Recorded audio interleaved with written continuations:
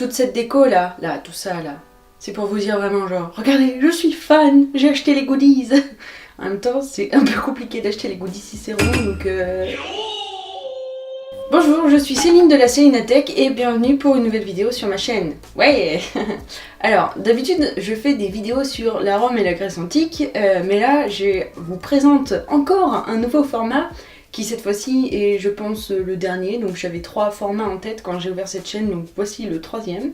Il s'agit de reviews un peu plus libres en fait que mes autres vidéos sur des livres ou d'autres supports créatifs qui ont été faites par des gens pas encore morts. Parce que du coup, en fait, si vous voulez, quand on est fan de l'Antiquité, c'est un peu compliqué d'aller faire dédicacer son livre en convention. Hein. Bizarrement, Cicéron ne vient pas. Je ne sais pas pourquoi. Et donc, dans mon besoin d'interaction sociale, vous vous imaginez bien que je me nourris aussi d'œuvres un peu plus modernes. Alors, donc cette fois-ci, j'ai envie de vous parler, comme vous l'aurez peut-être un petit peu deviné, de The Witcher, ou alors en français, la saga du sorceleur. Si vous voulez trouver les bouquins sur la Fnac, c'est mieux. C'est une saga qui a été écrite par un auteur polonais dont je ne m'aventurerai pas à prononcer le nom, donc attention, magie du montage. Donc ce fabuleux auteur a commencé à écrire sur la saga du sorceleur en 1986 lorsqu'il publie une nouvelle dans un magazine de fantasy qui est très réputé en Pologne. Plusieurs prix et louanges plus tard parce que il faut savoir que c'est vraiment the must of the must en Pologne au niveau des écrivains de fantasy. Il nous a publié autour de cette saga 2 recueils de nouvelles et 5 tomes pour la saga principale en elle-même. Il y a eu donc le studio de jeux vidéo CD Projekt qui nous a créé 3 jeux vidéo sortis respectivement en 2007, 2011 et 2015. Et moult goodies. J'ai entendu parler d'un jeu de rôle, là il y a une série qui va sortir là notamment, donc bon, on peut dire que c'est une saga prolifique. Ah, et oui, petit fait non négligeable, il y a un recueil de nouvelles sur la saga du sorceleur qui n'a pas été traduit en France, donc c'est un 3e recueil, et qui comporte juste le mariage de Geralt et Yennefer, mais à part ça, tout va bien, je ne vais tuer personne. Donc, comme vous pouvez le comprendre, j'ai vraiment beaucoup apprécié cette saga. En fait, de manière générale, j'aime beaucoup l'heroic fantasy, mais c'est vrai que après Tolkien, c'est un peu difficile d'être touché pour les sagas d'heroic fantasy, en tout cas de la même manière qu'on est touché par ce bon vieux Tolkien. Mais donc la saga du sorceleur, c'est vraiment une saga que j'apprécie particulièrement, même si je sais pas si elle restera dans mon panthéon des sagas d'Heroic Fantasy à cause du dernier tome, mais ça, je vous en reparlerai juste après. Regardez jusqu'au bout, c'est tout, c'est comme ça. Commençons par un petit résumé.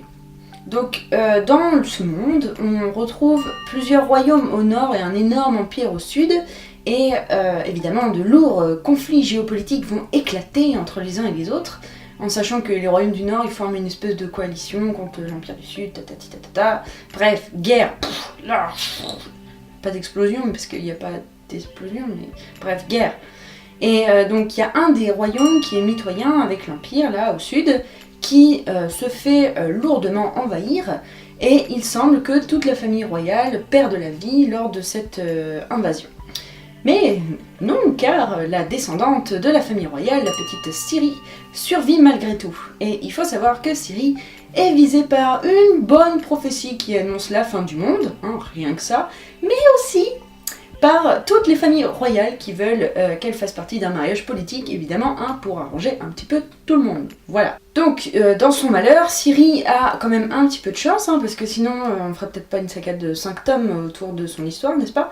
Mais il se trouve que sa grand-mère l'a promise à un sorceleur. Alors attention, pas promise dans le sens épousailles, fiançailles, mais plutôt dans le sens où Rumpelstiltskin, vous voyez, cette créature du folklore qui réclame le premier enfant d'une union lorsqu'il fait un bienfait pour quelqu'un. Notamment, il est connu dans le conte de la tisseuse d'or, je sais plus comment il s'appelle ce conte, enfin bref. La nana est tisse, elle est malheureuse et il fait ni je peux t'aider, elle fait oui, et puis pouf, il l'aide, et puis après il fait mais par contre si jamais t'as un garçon, et je te le pique, voilà. Globalement c'est ça. Donc, Ciri est promise à ce sorceleur et c'est ça qui va faire qu'elle va pouvoir un petit peu rebondir par rapport à son destin et essayer de s'en sortir, n'est-ce pas?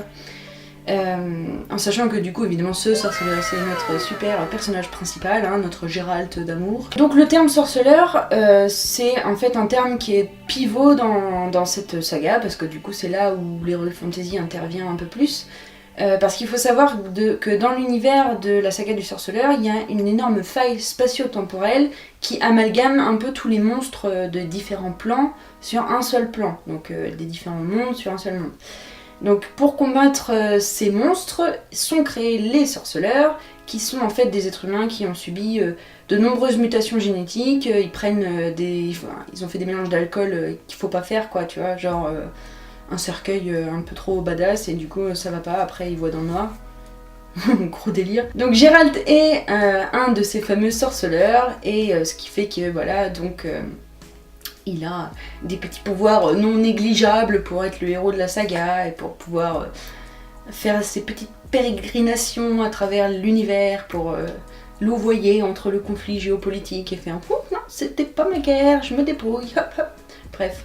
Donc en fait, si vous voulez, il y a toute une histoire de destin autour de Gérald et Ciri, avec de nombreuses retrouvailles, séparations, etc., qui ponctuent la saga avec des intrigues plutôt bonnes, et voilà, du suspense, car nous adorons le suspense. En fait, ça a été très facile pour moi de rentrer et d'adhérer à cette saga, parce que du coup, bah, en fait, il y a deux points majeurs qui font que moi je suis pas mal prise dans des récits.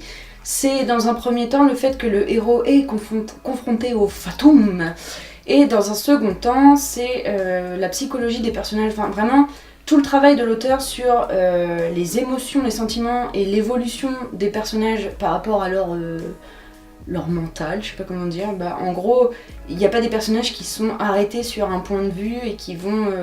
le héros tout blanc qui pense que le bien c'est ça, du coup fou, il fonce comme ça, genre le bien c'est ça. Non, là c'est vraiment des personnages qui ont des évolutions mentales, des personnages qui sont confrontés à des situations qui sont tout aussi bien, comment dire, dures physiquement que dures moralement. Donc il y a toute une évolution, tatati. Et en plus de ça, c'est amené par le fait que le monde est en train de vivre une sorte de déclin de civilisation. Ce qui fait que du coup l'histoire n'est pas manichéenne, il n'y a pas les gentils vs les méchants, et il n'y a pas le monde qui ne bouge pas, et du coup on peut le parcourir de long en large, et le méchant attend le héros dans la caverne comme ça, genre je sais pas pourquoi j'attends dans la caverne, mais on va pas avancer les choses si le héros vient pas, hein, quand même.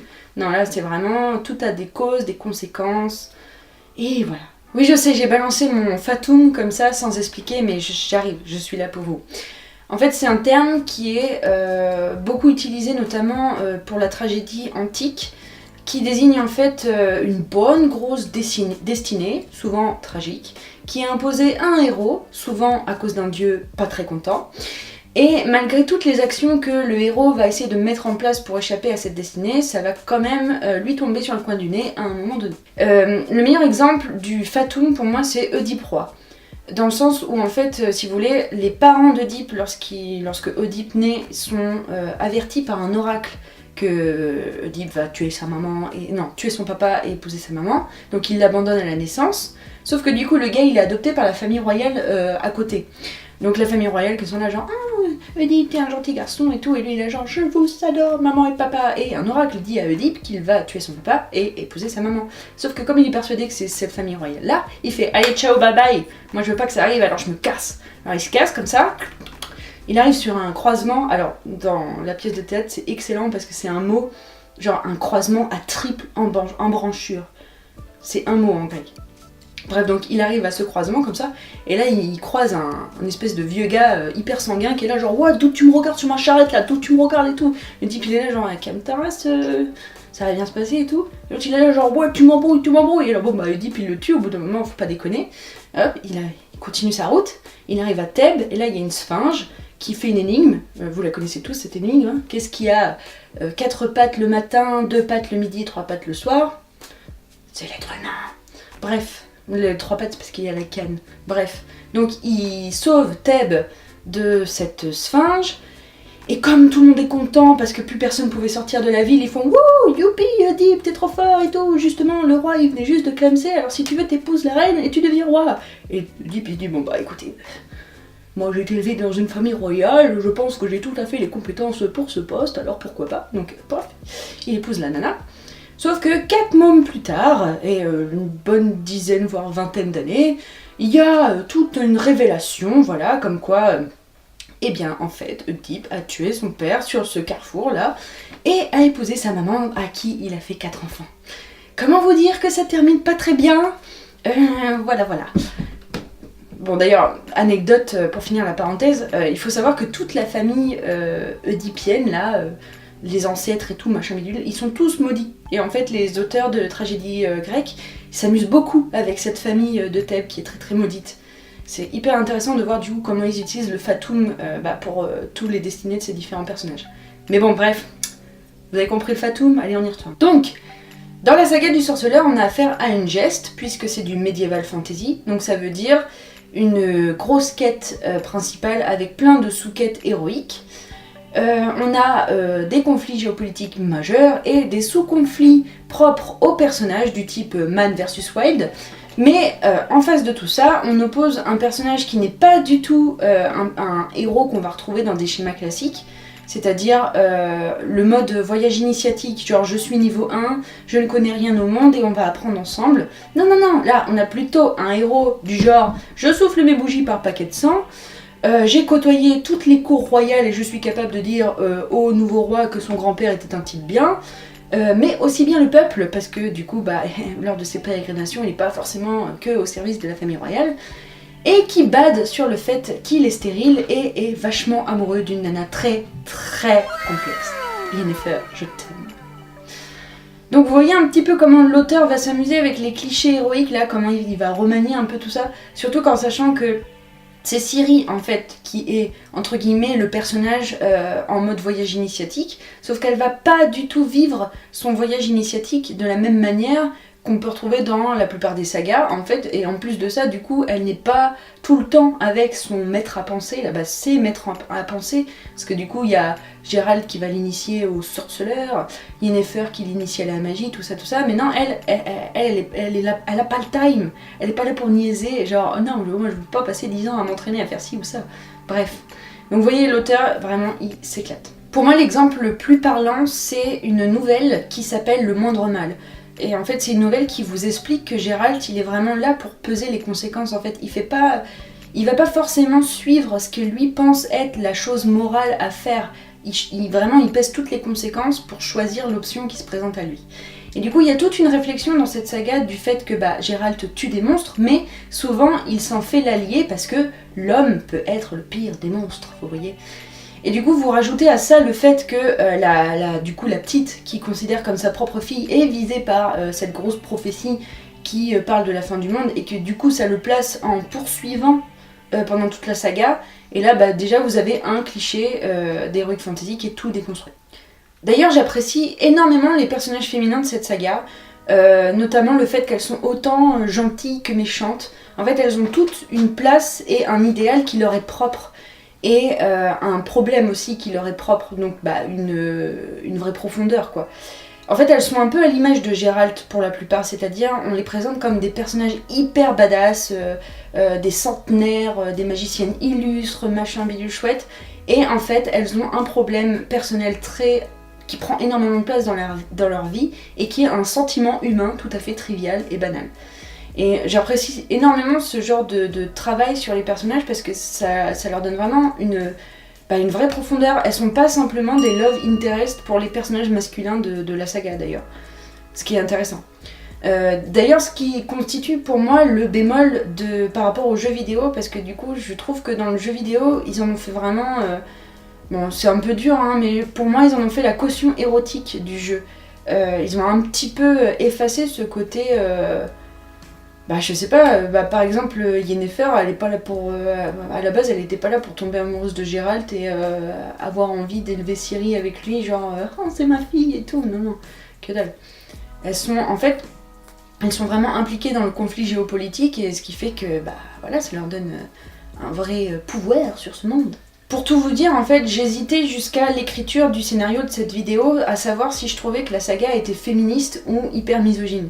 Et en fait, en y réfléchissant, la plupart des bémols que je trouve sont liés aux jeux vidéo, ou alors sont liés au fait que le personnage est une méchante, et du coup, bah, je suis là genre, oh, je l'aime pas, elle est méchante et tout, mais en fait, finalement, avec le recul, je trouve que la saga est très très féministe. Notamment du fait que bah, c'est Ciri le personnage principal. Il n'empêche que ça veut pas dire que j'ai pas apprécié les jeux vidéo, au contraire. D'ailleurs, j'ai énormément aimé le style de combat du premier opus. Après, j'ai trouvé que ça s'affadissait un petit peu dans le deuxième. Bah, puis en plus de ça, dans le premier opus, Geralt avait vraiment un chara design monstrueux, atypique, et une voix aussi qui était pas mal. Et j'ai trouvé que dans le 2, ils l'ont un peu américanisé, quoi. Donc, gros menton, grosse voix, gros badass. J'étais un petit peu déçue, mais... donc j'ai vraiment une affection particulière pour le premier, mais les trois sont très bons. D'ailleurs, j'ai toujours énormément apprécié le fait que dans ces trois jeux vidéo, on fait les choix moraux, en fait. C'est nous qui indiquons à Geralt dans quel code moral il va aller, est-ce qu'il va sauver plutôt tel type de population, patati patata. Et moi j'ai un gros problème avec la notion de neutralité, donc j'étais, voilà, refaite. Génial, super, voilà. D'ailleurs, les jeux vidéo relèvent la fin de la saga qui est un petit peu raplapla, et ça, on va en parler tout de suite maintenant. Donc voilà, c'est le moment où il faut que je pinaille sur la fin de la saga écrite des romans. Mec, si faire une bande à Geralt et finir leur story time, ça te saoulait, et bah fallait pas faire de bande à Geralt. Tant pis, il pouvait faire sa saga tout seul. Tu sais, dans les jeux vidéo, ils se parlent à eux-mêmes, et du coup ils ont pas besoin d'avoir des Sancho et la Vega à qui parler, tant pis, voilà, hein. Parce que bon, tous ces persos là, c'est des persos auxquels on s'attache, qui ont tous vraiment une quête perso, enfin, ils leur inventent vraiment des arcs narratifs qui sont très bons, sauf que, bah voilà, à la fin c'est... Allez, on n'a plus le temps. En fait, on dirait vraiment que le gars, notre cher auteur, s'est rendu compte que, ou peut-être d'ailleurs les éditeurs lui ont dit « Eh oh oh oh oh, il te reste plus que 100 pages là, et puis après tu termines. Hein. » Et il s'est dit « Ah, merde, comment je fais pour terminer en si peu de temps ?» Donc pouf, hop, allez, il évacue tout le monde. Mais bon, il évacue tout le monde, il fait une belle fin à Ciri. C'est vrai que la conclusion de l'arc Ciri... pas le lieu, hein, le personnage. La conclusion de l'arc de Ciri est bon, est très bon, il est magnifique. Mais non, mais non, quoi. Non, Régis, non. Cahir, mon petit Cahir, qu'est-ce qu'ils ont fait à mon petit Cahir? Bref. Voilà, donc... Non, mais j'étais vraiment déçue, très très déçue. Bon, et puis, je dois vous dire un truc, je suis pas hyper hypée par la série qui arrive, la série Netflix qui arrive. Non, bah, le casting, non, je suis désolée, en fait, je sais pas, c'est quoi votre problème? Et en fait, vraiment, ils ont choisi des acteurs qui me semblent beaucoup trop jeunes et choupis. Je ne vois pas sur le visage de Geralt le sentiment de vacuité face au monde qui me lasse tant et que j'ai parcouru pendant 100 années. Non, là, le gars, on dirait qu'il a 14 ans et demi, qu'il vient juste de prendre sa petite potion et qu'il a l'air, ouh, je vois dans le noir, non, non. Moi, je suis désolée, mais moi, pour l'instant, je vois pas les dilemmes moraux sur la tronche des persos, donc j'ai peur qu'ils fassent une série un peu badass. En tout cas, je trouve que les persos font trop Riverdale. Bah, Riverdale, je comprends qu'ils aient des genoux tout musclés, tout beaux, là, gna gna gna, mais Geralt, il est pas censé être genre juste « je suis beau ». Non, non, non. Et Yennefer, elle a pas 50 ans. Enfin, non, justement l'inverse. Elle a pas 20 ans. Elle a, je sais pas, tu vois, genre... Ok, elle s'est refaite par la magie et tout, mais quand même, quoi. Mais bon, écoutez, on verra. J'espère me tromper. Je regarderai. On se retrouve à ce moment-là ? C'est noté. On se retrouve à ce moment-là. Bon, et puis pour conclure, bah j'ai pas pu parler de la moitié des choses que je voulais parler dans cette vidéo, mais je sens déjà qu'elle va être longue as fuck. Donc écoutez, si vous avez des points sur lesquels vous avez envie de parler avec moi, ou des questions que vous avez envie de me poser par rapport à la saga, et ben n'hésitez pas, je suis disponible pour vous répondre, j'adore parler. Donc si vous avez envie de parler, faites appel à moi. Allez, ciao! Oui, c'est moi, là c'est une attaque. Pas d'inquiétude, vous êtes encore chez moi. Trop de jeux vidéo, je crois. Imaginez que c'est Homer qui me donne une quête, voilà. Je dois récolter des abonnés pour sauver le monde du méchant Chronos. Youhou!